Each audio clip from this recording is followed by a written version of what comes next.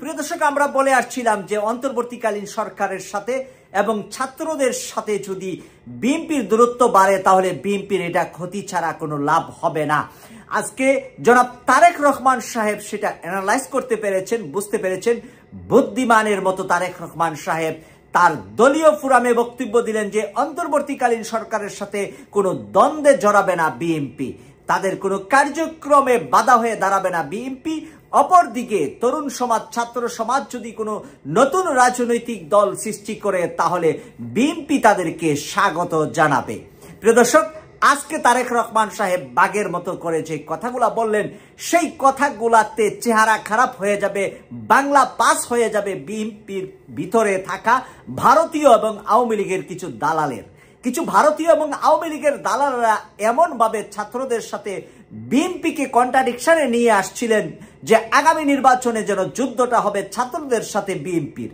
একই সাথে একই মাঠে একসাথে যুদ্ধ করলেন বিএনপি এবং ছাত্র সমাজ। আজকে বিজয়ের পরে এই 6 মাস যেতে আর না যেতে যদি ছাত্রদের সাথে বিএনপির হয়ে যা এরকম দাগ কোরাল সম্পর্ক, তাহলে বিএনপির জন্য আগামী নির্বাচনে ভালো ফলাফল বয়ে আনা অনেকটাই কঠিন হবে বলে আমরা মনে করছি, বলে আমরা বারবার এর মাঝখানে কথা বলেছি এবং বলেছি যে এভাবে ঐক্য নষ্ট করাটা বিএনপির ওই ফজলু টজলু দিয়ে বিএনপি চলবে না। এই দালালেরা জন্ম নিয়েছে মুজিবের ঘরে, এখন জিয়াউর রহমানের ঘরে এসে আব্বা আব্বা বেশি বলার মানিটা হলো ডাল মে কুচ কালা হ্যায়। ওরা কোনো দালালি করার জন্যই বিএনপির ভিতরে বসে বিএনপির ভিতরে ডিভাইডেশন তৈরি করছে, সরকারের সাথে ডিভাইডেশন তৈরি করছে ছাত্র সমাজের সাথে। আমরা হারুনকে কোরআনের আয়াত আর এত সুন্দর সুন্দর কথা সংসদে শুনেছিলাম। সংসদ থেকে বের হয়ে আওয়ামী লীগ যখন দেশ ছেড়ে চলে গিয়েছে তখন হারুন সেই ওয়াজের কথা আর কোরআনের আয়াতের কথা ভুলে এবং ইসলাম নিয়ে বিদ্বেষীমূলক বক্তব্য দিয়ে বিএনপির ক্ষতি ছাড়া কোনো লাভ করেছে বলে আমি মনে করি না। হারুনরা তাদের নিজের ভাগ্য পরিবর্তনের জন্য বিএনপির ভিতরে ঢুকেছে এবং নিজের ভাগ্য পরিবর্তন করেছে। তারেক রহমানের ভাগ্য তারা পরিবর্তন করেন নাই, বরঞ্চ তাদের দাসত্বের কারণে, আওয়ামী লীগ আর ভারতের দাসত্বের কারণে জনাব তারেক রহমান আজকে 17 বছর পার করেছেন লন্ডনে। তিনি বাংলাদেশে যেতে পারেন নাই এই বিএনপির ভিতরে বসে থাকা এই দালালগুলার কারণে। ঐক্য বিনষ্ট বারবার এই দালালগুলাই করে আসছে। আজকে জনাব তারেক রহমান সময় উপযোগী সিদ্ধান্ত নিয়েছেন বলে আমি মনে করছি। সময় উপযোগী সিদ্ধান্ত, অন্তর্বর্তীকালীন সরকারকে যে কোনো পরামর্শ দেওয়ার সুযোগ আছে বিএনপির, কিন্তু অন্তর্বর্তীকালীন সরকারের সাথে যতটা কন্ট্রাডিকশনে যাবে বিএনপি ততটাই বিএনপির জন্য ভয়ানক হবে এবং বিএনপির জন্য আগামী সংসদে যাওয়াটা দুঃস্বপ্ন হয়ে যাবে।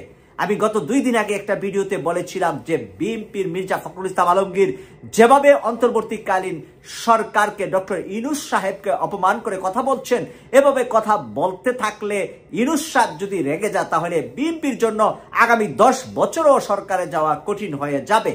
কারণ ডক্টর ইউনূসকে নিয়ে আর কোনো সন্দেহ আমাদের নাই যে ডোনাল্ড ট্রাম্প আসলেই আওয়ামী লীগ ফুস করে দেশে চলে আসবে হাসিনা আর রাষ্ট্রীয় ক্ষমতায় চলে যাবে আওয়ামী লীগ। এই যে স্বপ্নটা আওয়ামী লীগ দেখছিল, এটার উল্টাটা আজকে ডক্টর ইউনূসের সাথে স্বাক্ষর করেছেন, কন্ট্রাক্ট করেছেন বাংলাদেশের সাথে, কন্ট্রাক্ট করেছেন আমেরিকা, চুক্তি করেছেন গ্যাসের।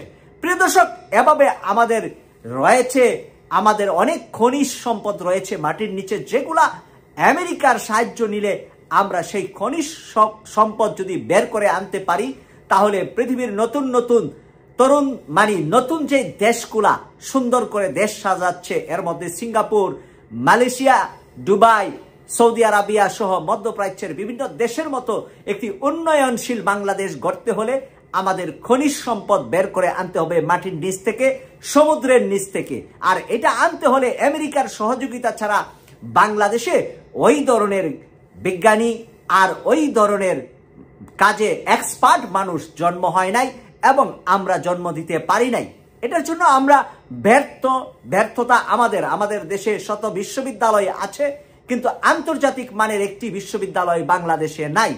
প্রিয় দর্শক, সেই কারণে শিক্ষার মান, দক্ষ লোকের অভাবে আমাদের তরুণ সমাজ, আমাদের যুব সমাজ বিদেশে গিয়ে পরিশ্রম করে। আজকে আমি সৌদি আরবের মক্কা নগরীতে আছি। আমি দেখছি এখানে আমাদের প্রিয় বাংলাদেশের ভাইয়েরা বোনেরা এখানে হার্ড পরিশ্রম করে অর্থ রোজগার করছে দেশের জন্য, পরিবারের জন্য।